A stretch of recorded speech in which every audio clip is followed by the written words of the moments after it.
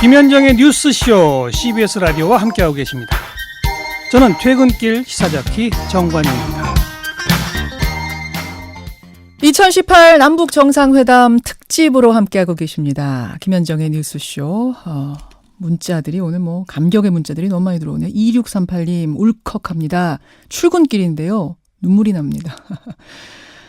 조금 전에 이제 음향으로 구성된 지난 남북 정상회담의 역사를 쭉 여러분 들어보셨죠. 남북 정상회담뿐만 아니라 우리가 참 꽁꽁 얼어붙었던 그 순간의 목소리들도 다 함께 하시면서 만감이 교차한다 이런 문자들 김민지님, 김한규님, 이혜신님의 많은 분들이 주고 계십니다. 자, 이번에 연결할 분은 2000년 1차 남북 정상회담의 3파 역할을 했던 분입니다. 김대중 전 대통령 당시에 대북 특사로 이분이 북에 가서 정상회담을 이끌어낸 분. 민주평화당 박지원 의원. 이번 남북 정상회담에서는 원로 자문위원을 맡고 계세요. 연결을 해보겠습니다. 박지원 의원님 안녕하세요. 안녕하세요. 너무 감격해서 눈물이 납니다. 오늘 청취자들도 다 눈물 흘리면서 지금 출근하고 계시는데요. 네, 저도 지금 TV를 보니까 문재인 대통령께서 열심히 회담 장소로 가시는 모습을 보고 2000년 그 당시가 생각나고 어떻게 하다가 우리가 잃어버린 남북관계 10년이 오늘 다시 복원되는구나. 그러게요. 참 문재인 대통령의 위대한 결단과 김정은 위원장의 화답이 오늘에 다시 한번 우리 민족의 희망을 보이게 한다 이런 생각 같습니다. 박지원 의원님, 사실 그 정치인들은 어떤 현안을 놓고 단판이라는 걸 많이 짓잖아요. 실무선에서는 정말 안 풀리던 것도 당대표가 만나서 원내대표들이 만나서 몇 시간 쓱쓱 얘기하면 풀리기도 하고 그 일종의 이제 케미라고 하는데 이 스타일, 궁합, 호흡 과거에 김대중, 김정일 두 정상은 어땠습니까? 그 호흡이, 케미가. 우선 당시에는 처음 만나서 회담을 한다는 것. 분단 55년 만에 양국 정상이 만난다는 것 그 자체가 역사이고 흥분이었고 희망이었습니다. 그렇죠. 그래서 이루 말할 수 없는 지금도 잊지 못하는 게 평양 순환공항에서 김정일 위원장이 환영 나오는 모습. 그리고 김대중 대통령께서 비행기에서 나오셔가지고 트랩을 못 내려오시고 북녘 땅을 보시면서 눈물을 적시던 그 모습이 있지 않습니다. 자, 그렇다면 그 당시는 이제 첫 만남 그 자체가 이 호흡이니 이런 걸 따질 것도 없이 그 자체가 대단했다면 이번 세 번째로 두 정상이 만나는 문재인, 김정은 두 정상 간의 호흡은 어떨 거라고 예상하세요? 저는 마찬가지일 겁니다. 김정일 위원장이 굉장히 호탕했어요. 그런데 이번에 김정은 위원장은 보면은 자기 아버지 김정일 위원장보다 더 호탕하더라고요. 더 호탕. 마찬가지로 김대중 대통령도 굉장히 좀 신중하신 분이거든요. 얼굴에 희노애락을 잘 표현하지 않아요. 그렇죠. 그리고 문재인 대통령은 더 신중하신 분이고 더 배려하시는 분이기 때문에 그 김정은 위원장의 호탕함과 문재인 대통령의 배려 이런 것들이 굉장히 잘 컨비네이션 되리라고 저는 봅니다. 제가 지금 이 컨비네이션, 이 호흡, 이 케미를 왜 첫 질문으로 드렸냐면 오늘 사전에 조율한 의제가 비핵화입니다. 비핵화에 대해서는 두 정상이 오늘 이야기하는 것으로서 수위가 결정이 됩니다. 어느 정도까지 오늘 비핵화에 대한 합의가 될 거라고 예상하세요? 비핵화 문제는 남북 간의 문제가 아니라 북미 간의 문제입니다.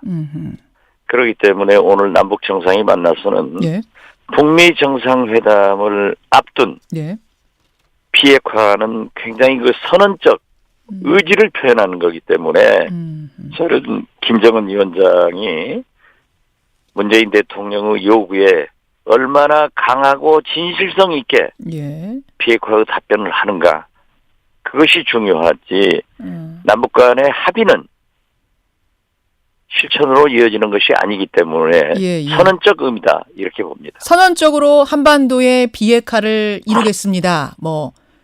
이 정도까지 아니면 그걸 넘어서 핵을 포기하겠다까지 명문화 될까요? 저는 그렇게까지는 되지 않을 겁니다. 그것까지는 아니다. 핵 포기까지 명문화하기는 어렵다. 포기는 상당한 문제점이 있습니다. 그러니까 결국 북미 정상회담에서 어떠한 결과를 내놓을까 하는 것은 지금 현재 폼페이오 김정은 회담에서 또 트럼프 대통령의 발언에서 문재인 대통령의 운전에서 보면은 높은 단계의 북한 핵 동결까지 가지 않을까 이렇게 저는 보고 있고요. 여기에서 북미 간의 한미 간의 신뢰만큼 구축이 되면은 2020년까지 비핵화가 가능하다. 저는 그렇게 봅니다. 그러니까 오늘은 선언 정도, 한반도 비핵화 선언 정도가 나오는 것으로도 의미가 있고, 그다음에 북미 정상회담에서 핵 동결 이야기까지 나올 거다. 근데 핵 동결하고 기존에 있는 핵무기까지 싹 포기하는 것, 완전한 비핵화 하고는 조금 또 차원이 다르거든요. 미국에서 요구하는 거는 그냥 동결이 아니라 기존의 것들도 싹 버려라 이거 아닙니까? 어떻게 보세요? 그렇습니다. 미국의 요구는 CBID, 과거의 실수를 되풀이하지 않겠다. 이런 두 가지 조건을 내세우지만은 북한에서는 단계적 동시적. 그렇죠. 거기에 문재인 대통령께서 작년 8.15 경축사에서 처음으로 밝힌 북한 핵을 동결하고 이게 굉장한 의미를 가지고 있는 겁니다.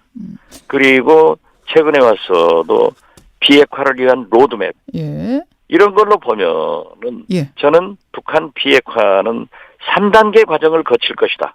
그 마지막에는 미국이 원하는 정도의 기존의 것들, 그러니까 더 이상 하지 않는 것 말고 기존 것들도 버리는 수준, 완전한 비핵화까지 당연히 거기까지 가는 거라고 보세요. 다만 3단계 그것을 위해서는 모라토리움 그리고 동결, 완전한 비핵화 이러한 과정을 거치는 데는 무엇보다도 중요한 것은 북미 간의 신뢰가 중요합니다. 트럼프 대통령의 결단과 김정은 위원장의 실천, 그리고 문재인 대통령의 안전운전, 이게 3박자를 갖춰야 되는데 트럼프 대통령은 말과 종이로 보장을 하지만은 김정은 위원장은 핵시설과 무기를 폐기해야 된단다. 알겠습니다. 박 의원님, 그 시간이 얼마 안 남았는데 제가 이 질문은 하나 좀 드리고 싶어요. 많은 분들이 청취자들이 또 질문도 주신 부분이라 뭐 정치인이 나오셨으니까.